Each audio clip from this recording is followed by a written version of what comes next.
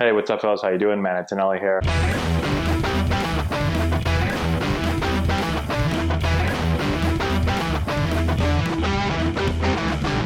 Hey, what's going on, guys? How we doing? Matt Antonelli here. Today we're talking about agents in Major League Baseball and what exactly do they do for you. So I had the same agent throughout my career, and I'm going to kind of go year by year, step by step, and talk to you about kind of what the agent does for you throughout your career. Okay, I made a short list right here. The first thing that kind of happens with your agent is the draft, okay? So when you're in college or in high school and you're going to get drafted, technically at that point before the draft, he's considered an advisor. He's not considered an agent until you actually get drafted, okay? So as your advisor slash agent, he's going to help you out with the draft in a couple of ways. The first thing he does, at least for me, is my agent talked with a lot of the teams and gave them some info on me and would basically be the person that would tell me kind of what teams were thinking, okay? You know, this team's thinking this, they may draft you here.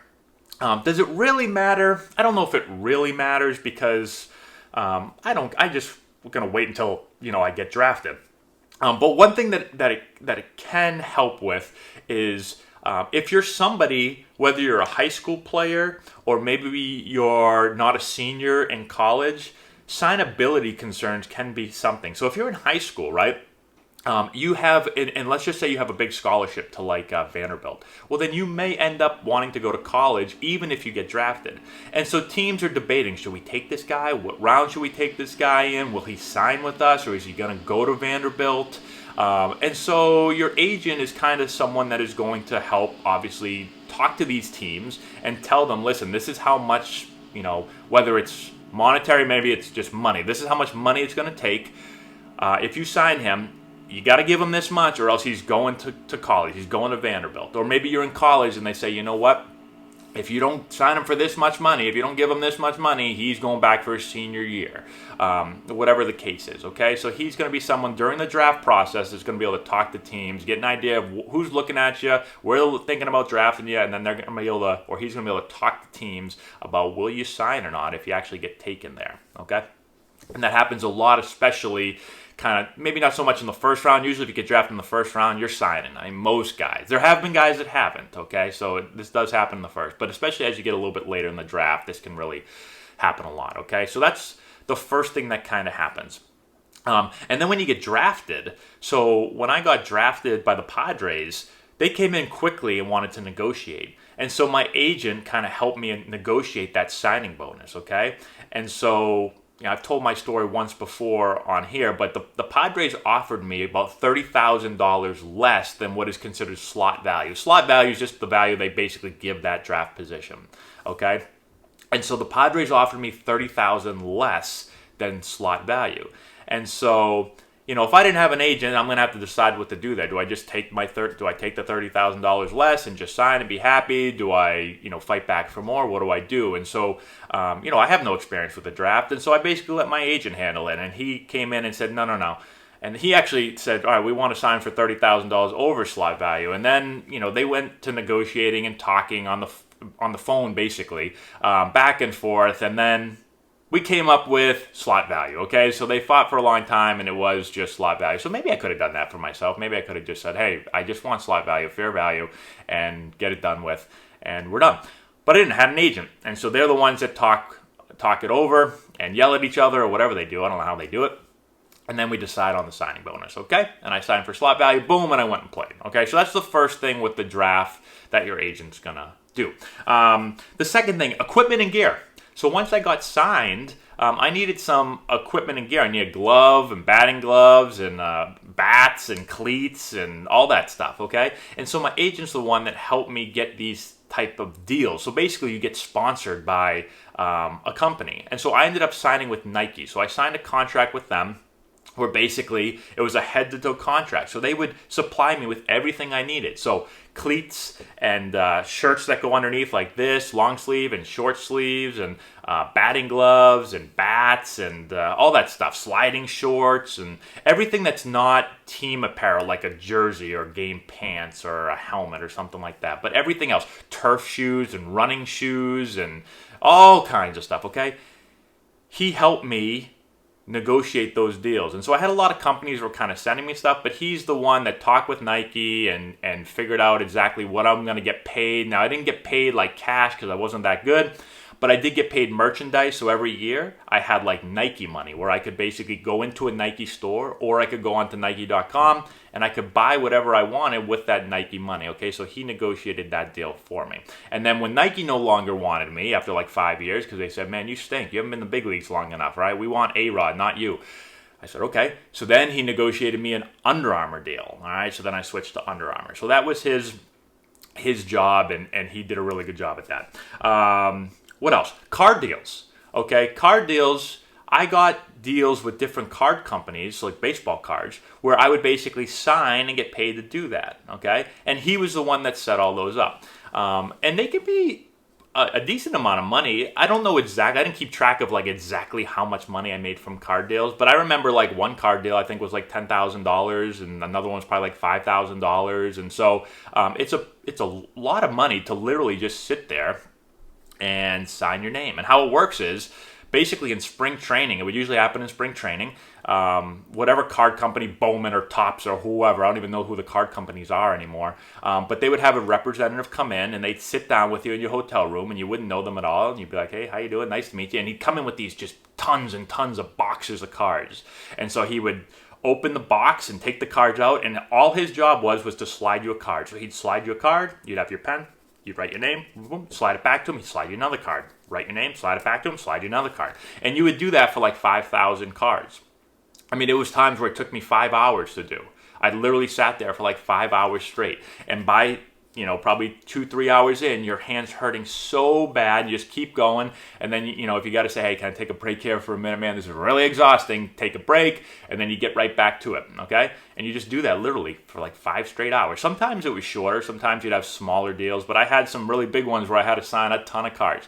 There was also a time when they come in, instead of the cards, they come in with these little stickers. So they give you like these little tiny stickers. You sign the stickers. There's usually like rows of, 15 stickers on a sheet. And you sign them real quick, pass it, give you a new one. You just do that. And then they take the sticker and put it on the card and make it look pretty. So anyways, my agent handled all that stuff. I didn't do any of that. So he would handle it, and he would just be like, hey man, you got Topps coming today at 5 o'clock. Are you good for that? And I'm like, yep, I'm done with my game and everything. I'll be back at the hotel. Okay, cool. And he'll set it all up, and then boom, the doorbell rings, or the knock on the door, my apartment or hotel, whatever, and I sign. All right. So he set all that up. What else? Arbitration. So an agent handles arbitration. Basically, arbitration is after, let's just say, 3 years of big league service, you could go to arbitration. Basically, you're going to get paid a number. And if you in the club can't decide on what that number is going to be, you go to arbitration, where basically someone decides, okay, we're going to take the player side or the club side, okay? And so your agent, if that ends up happening, he's got to decide how much you're worth, and then he's going to fight for you to make sure that you get paid that amount of money, okay? That's really simplifying the entire process. But essentially, he is going to help you get paid as much as possible, or what you're worth at least, hopefully a little bit more. But a lot of times it's just kind of what you're worth. And he may have to fight with the other team. Now, you don't always go to arbitration. Sometimes it's just like, okay, this is a number, we both agree, okay, beautiful, that's what you're going to get paid. But if you cannot agree on what it is, then you're going to go to arbitration, and your agent is going to handle all of that, okay? That never happened to me. I never played enough big league time. I only have a little over a year of major league service time, so if I had gotten to I don't know the exact number, but it's right around 3 years or so. Maybe I would have been in that situation, but never had to do it, okay? Last thing, negotiation of contracts, okay? So we already talked about your contract, your initial contract when you get drafted. Your agent's going to do that. But then also, if you become a major league free agent or even a minor league free agent, your agent is going to handle that too. So for me, I never played long enough to become a big league free agent, okay? Like when you hear of guys getting paid like lots of money, like millions and millions and millions of dollars as big league free agents, I never got to that point. But I was a minor league free agent quite often. And so my agent would be the one that would help me negotiate contracts. And so when I became a free agent in 2000, after the 2010 season, I was a free agent. After the 2011 season, I was a free agent. After the 2012 season, I was a free agent. And then when I got released in 2013, I was a free agent. So 4 times I was a free agent. And each time I signed a contract. The first time I signed with the Nationals, okay? And he negotiated that deal. So tried to get me a 40-man deal on the 40-man, didn't happen. But they ended up giving me a minor league deal, okay? And so I think that year I signed for right around, like, I think it was $80,000, $75,000, $80,000 to play in AAA, all right? The next year with Baltimore, when I signed with Baltimore, I signed a 40-man deal. So I had a good year in Washington the year before. I made, in AAA, I made the All-Star team and played really well, got hurt a little bit like usual. And so I had a little bit of leverage coming off a good year. And so I was able to get put on the 40-man roster, which is a big deal because you get put on the 40-man roster, now you've got a better chance of getting called up to the big leagues, okay? Because, you know, if you're not on the 40-man roster and they want to call you up, well, they got to take someone off the 40-man. But I'm already on there. So that was a really big thing for me. Also, he got me a big league spring training invite, okay? So he worked out all those negotiations. That year I signed for $100,000 in the minor league. So if I ended up playing in AAA or AA or single A, wherever they sent me, I was going to make $100,000. And if I made it to the big leagues, I was going to make, you know, league minimum at that time, I think it was like $420,000, $430,000, okay? The next year, I signed with the Indians when I got released, okay? And so when I signed with the Indians, he did the same thing. He got me that contract. I think I was back down to making like $75,000 or $80,000, somewhere around there. And then when I got released that final time, he helped me try to get another deal. Nobody really was interested in signing me.